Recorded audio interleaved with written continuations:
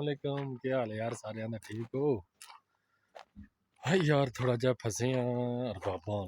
तुम दसने काम शाम भी करना है पर नालों नाल मैं अज वीडियो रही यार मैं वीडियो भी बना ली है नालों नाल ही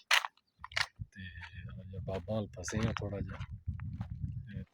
भी वेख लो ए वेखो ए अपना काम करना पाया मैं कंडे ने कोई बाबा दियां इत्थों लाइयां ने ते